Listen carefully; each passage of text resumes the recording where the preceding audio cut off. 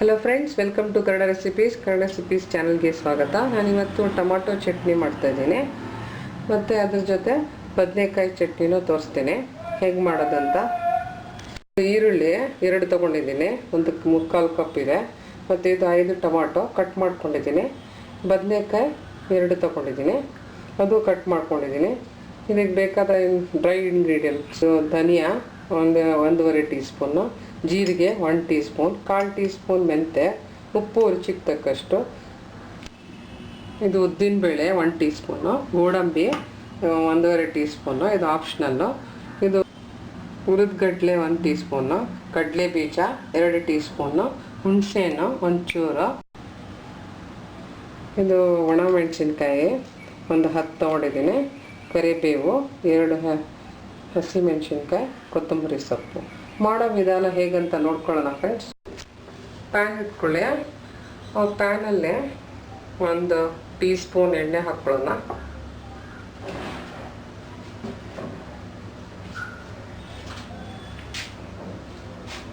ಇದಕ್ಕೆ ಧನಿಯಾ ಬೀಜ, ಜೀರಿಗೆ,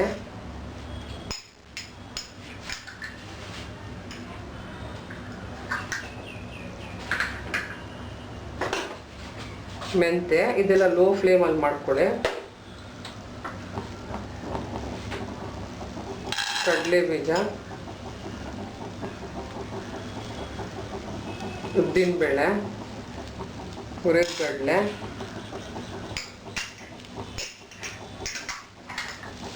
ಕರಿಬೇವಿನ ಎಲೆಗಳು, ಗೋಡಂಬಿ ಆಪ್ಷನಲ್ಲು,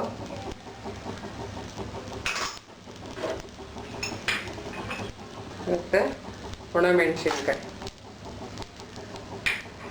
ಇದು ಚೆನ್ನಾಗಿ ಹುರ್ಕೊಳ್ಳೋಣ.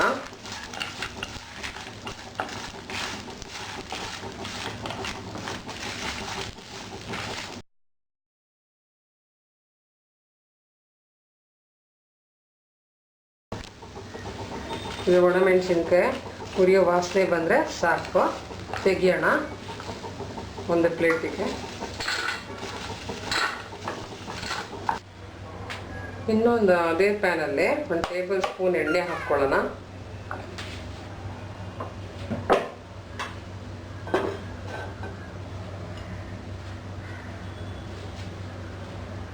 ಇದಕ್ಕೆ ಈರುಳ್ಳಿ ಕಟ್ ಮಾಡ್ಕೊಳ್ಳೋದು,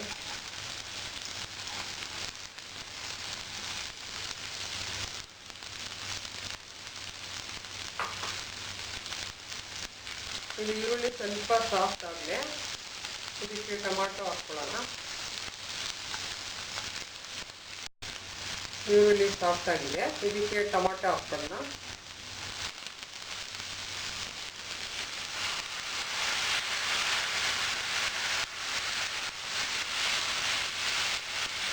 ಟೊಮಾಟೊನ ಸ್ವಲ್ಪ ಸಾಫ್ಟ್ ಆಗಬೇಕು.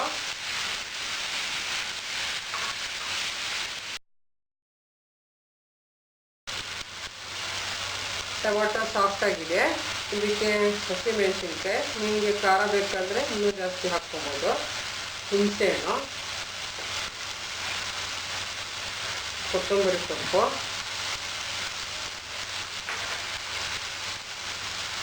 ಕೊನೆಯದಾಗಿ ಉಪ್ಪು. ಇದು ಚೆನ್ನಾಗಿ ಮಿಕ್ಸ್ ಮಾಡ್ಕೊಳ್ಳಿ. ಮಿಕ್ಸ್ ಮಾಡಿಕೊಂಡು ಇದು ತಣ್ಣಗಾದ್ಮೇಲೆ ನಾವು ರುಬ್ಕೊಳ್ಳೋಣ.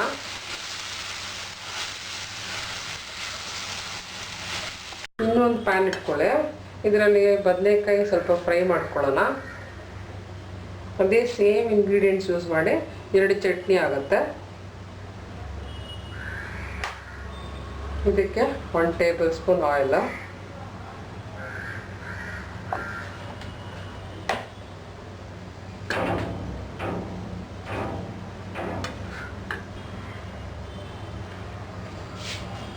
ಇದಕ್ಕೆ ಬದನೆಕಾಯಿ ಪೀಸಸ್ ಹಾಕುತ್ತೆ.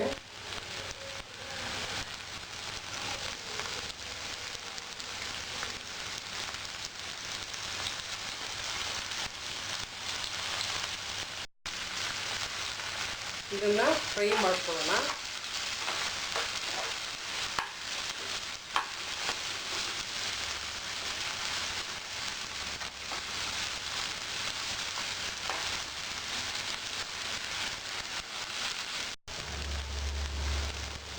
ನೋಡ್ಬೋದು ಇದು ಕಲರ್ ಚೇಂಜ್ ಆಗಿದೆ, ಇದು ಫ್ರೈ ಆಗಿದೆ. ಇದು ಸಾಕು, ತೆಗಿಯೋಣ. ಒಂದು ಮಿಕ್ಸರ್ ಜಾರ್ ತೊಗೊಳ್ಳಿ. ಇದರಲ್ಲಿ ನಾವು ಫಸ್ಟ್ ಡ್ರೈ ಇಂಗ್ರೀಡಿಯೆಂಟ್ಸ್ ರೋಸ್ಟ್ ಮಾಡ್ಕೊಂಡಲ್ಲ, ಅದು ಹಾಕ್ಕೊಳ್ಳೋಣ.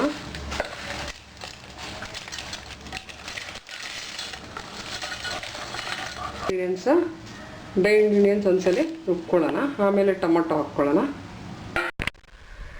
ಡ್ರೈ ಇಂಗ್ರೀಡಿಯೆಂಟ್ಸು ನುಣ್ಣಗೆ ರುಬ್ಕೊಂಡಿದ್ದೀನಿ. ಇದಕ್ಕೆ ಟೊಮೊಟೊ ಆನಿಯನ್ ಮಸಾಲೆ ಹಾಕ್ಕೊಳ್ಳೋಣ. ಇದು ಅಷ್ಟೇ ಸಾಫ್ಟಾಗಿ ಮಾಡಬೇಕು.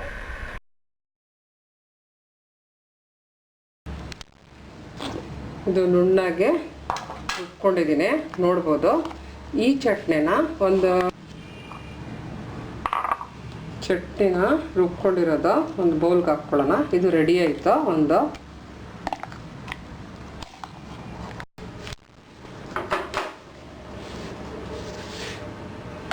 ನಾನೇನು ಮಾಡಿದ್ದೀನಿ ಅಂದರೆ ಅದು ಅರ್ಧ ಚಟ್ನಿ, ಮುಕ್ಕಾಲು ಭಾಗ ಚಟ್ನಿ ಎತ್ಕೊಂಡ್ಬಿಟ್ಟಿದ್ದೀನಿ ಬೌಲ್ಗೆ. ಇದು ಕಾಲು ಭಾಗ ಇಟ್ಟಿದ್ದೀನಿ. ಅದರಲ್ಲೇ ನಾವು ಫ್ರೈ ಮಾಡ್ಕೊಂಡಿರೋ ಬದನೆಕಾಯಿ ಹಾಕ್ಕೊಳ್ತಾ ಇದ್ದೀನಿ. ಇದು ಬದನೆಕಾಯಿ ಚಟ್ನಿ ಆಗುತ್ತೆ. ಇದು ಅಷ್ಟೇ ಸಾಫ್ಟಾಗಿ ಇದು ರುಬ್ಕೊಬಾರ್ದು, ಒಂದು ನುಣ್ಣಾಗೆ ರುಬ್ಕೊಬೇಕು. ಇದಕ್ಕೆ ಒಂಚೂರು ಉಪ್ಪು ಹಾಕ್ತಾಯಿದ್ದೀನಿ. ನೀವು ಟೇಸ್ಟ್ ಮಾಡ್ಕೊಂಡು ಹಾಕ್ಕೊಬೋದು. ಇವಾಗ ಇದನ್ನು ನುಣ್ಣಾಗಿ ರುಬ್ಕೊತೀನಿ. ಇದು ನೋಡ್ಬೋದು, ಬದನೆಕಾಯಿ ಹಾಕಿ ಇದನ್ನು ನುಣ್ಣಾಗೆ ರುಬ್ಕೊಂಡಿದ್ದೀನಿ. ಇದು 2 ಚಟ್ನಿನ ಪ್ಲೇಟ್ ಮಾಡ್ಕೊಳ್ಳೋಣ ಫ್ರೆಂಡ್ಸ್. 2 ಥರದ ಚಟ್ನಿ ರೆಡಿಯಾಗಿದೆ. ಒಂದು ಬದನೆಕಾಯಿ, ಒಂದು ಟೊಮೊಟೊ ಚಟ್ನಿ. ಇದು ರೊಟ್ಟಿ ಜೊತೆ, ದೋಸೆ ಜೊತೆ, ಚಪಾತಿ ಜೊತೆ ತಿನ್ಬೋದು. ನೀವು ಟ್ರೈ ಮಾಡಿ friends. Recipe, channel recipe. Thanks friends.